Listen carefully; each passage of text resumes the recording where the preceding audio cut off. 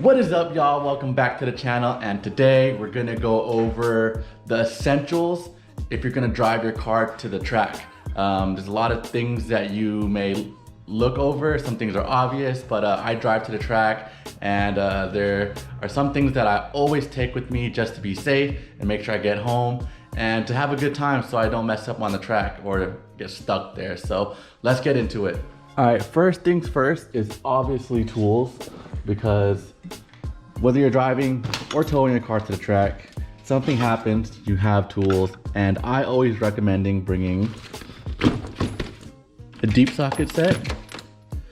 I don't know why I'm missing some. And a regular socket set. It's because sometimes you need a deep one and sometimes you don't. Some ratchet wrenches, some Allen keys, screwdrivers,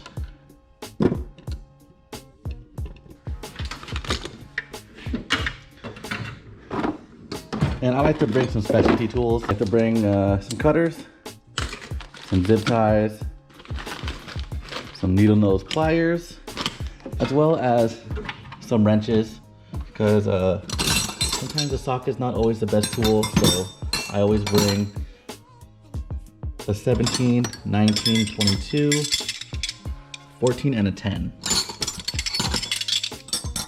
Where is my 10? If I can find it. Right there.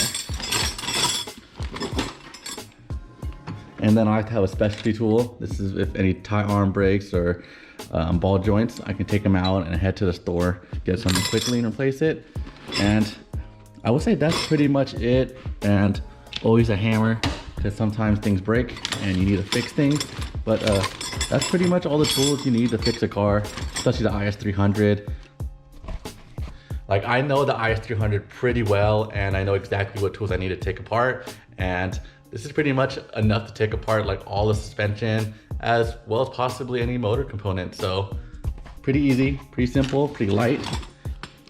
Toss it in the car and you're good to go. All right, next on the list is not the most obvious. I always forget to bring it. It's like the last 3 events I went to, I forgot to bring most of this stuff. But one thing you always need is a tire gauge, because drifting really depends on your tire pressure. Especially me, I had to drop my tire pressure in the front to about 22 PSI, 22 to 25, and the rears to about 25, depending on the tire and your grip setup. And it may depend on your power level too. Also, one thing that is great to have is a tire inflator. This one you plug into the car via the port right here, and you can air up your tires. And I always forget to air up my tires after the track. Well, I don't forget, I don't have any option. And usually I go to the gas station to pump my tires, but I've been too lazy. It gets like really late, like 10:30, and I don't want to pump airs in my tires at 10:30. So having this right after track day, pump your tires back up to 35 PSI, 36, whatever you need to, and you're ready to go. You don't got to stop anywhere. You don't got to drive on flat tires like I always do. So this is, you get these for fairly cheap, 20, 30 bucks. I think Walmart sells them. Amazon is really cheap. But luckily I found this in my house from way back in the day, and it saved me many times.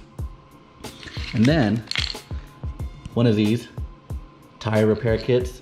I feel like people will forget about this and overlook this a lot, but actually my very first track day I rented Thunderhill had a nail in a tire. After I left the event, and on the brand new tire I had a nail, and I didn't have one of these, so I had to drive home with a used drifted tire, and it wasn't the most comfortable thing to drive on. And if I just had one of these, I can just take out the nail, screw it in real quick, and been on my way and pump up the tire. But I had to drive on a tire that was way worse condition than one of these tires. So having a kit prepared for your tires, it's a must. Saves you time, money, and it can get you out of a lot of trouble especially if you are driving to the track, you run into some issues at the track or on the way home. You can get out of it, you can fix your tires, pump it up, whatever you need to do, and get home. All right, next on the list will be jack and jack stands. And since you're driving to the track, you can't bring a full-size jack stand like this. You have to bring something smaller. And so,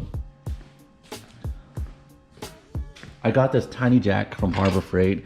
Yes, it's Harbor Freight, but I use it just to get the car in the air and to change the tires, because when you're burning through tires, you need to swap out tires. I bring that. I bring one jack stand, just enough for me. And if your car is low, I made these wood ramps right here, so I can drive up in the wood, lift up the car from the sides, and it's a perfect combo. Not too heavy. Everything fits on the back seat of the floor or in the trunk. Should be fine. And I also bring one of these just in case, because I can only lift out one side at a time. But sometimes if I really need to bring two, I'll bring this just in case. So kind of as a backup, still not heavy, still smaller than bringing that thing in the car. So this is a must, because you're obviously going to be swapping tires or changing suspension parts or fixing something, and this can get you in the air. Swap it out real quick, really light, portable, and you're good to go. All right. Here, you see that? This is just a card, but this card will get you out of a lot of situations that you can't fix yourself. Luckily, I never had to use this. This is a AAA roadside assistance. I believe I pay $100 a year to allow up to, I think, 4 towings. So up to 2 200-mile towings and another 2 150 miles. Don't quote me on that. I think every region is different, so look at your AAA and look at your region. But in California, that's I believe that's true for me. I'll post up the link in the description, and I'll share some information right here.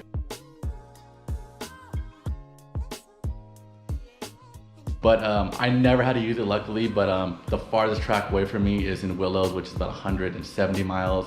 So that is perfect. I can drive there. If anything happens, last resort, I can call AAA. And then Sonoma is only 50 miles away. Stockton to me is only like 55 miles away. So everything is within range.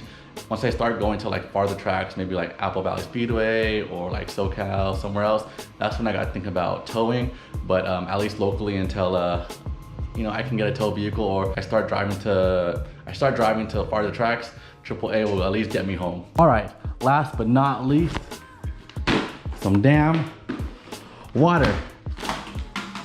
You don't understand how many times I forget to bring water and food to a track, especially the very first drift event. It was 100 degrees. I didn't bring any water. I didn't bring any food. I was starving to death. I had to drive, 30 minutes to get food, come back, which isn't, fun, especially if you're driving to the track and your car is already burnt tire and you're tired and it's hot. And especially if you're renting a track up in Thunder Hill, there's no food for like 20 minutes away, and you gotta drive far away, get food and come back, or you're dehydrated and you have to drive just to get some water. Not ideal. So always remember to at least pack some water, some food, especially if you are stuck in a situation somewhere in the middle of nowhere, you have water and food. So always remember that, because I forget so many times, and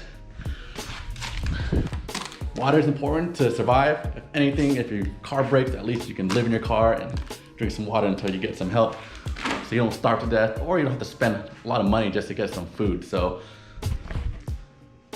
probably this should be first, but it doesn't really matter as long as you don't forget some water, some food. I always bring a cooler just like this, filled up with water. If I'm going to a longer or farther event, I'll bring a cooler like that, or I have a bigger bag like this, bring some waters, maybe some brews, some food, whatever, just have fun at the track and I don't die. But yeah, this is what I take when I go somewhere short like Sonoma Raceway. Just there for a couple hours, come back home, some like 4 or 5 waters, some snacks, and I'm good for today. All right, thank you guys for watching. Those are the 5 essentials you need to get to the track, especially if you're driving there. You need to stay safe, you need to You need to stay hydrated, have some food, and make sure you get home safely. So these are all things you need besides having a car ready to go. These are some things you need to pack besides your obvious tool stuff or car parts and all that. These are essentials that you should bring every time you drive to make sure you're safe, you get home safe, and you have a good time. So thank you guys for watching, and I'll see you guys in the next one.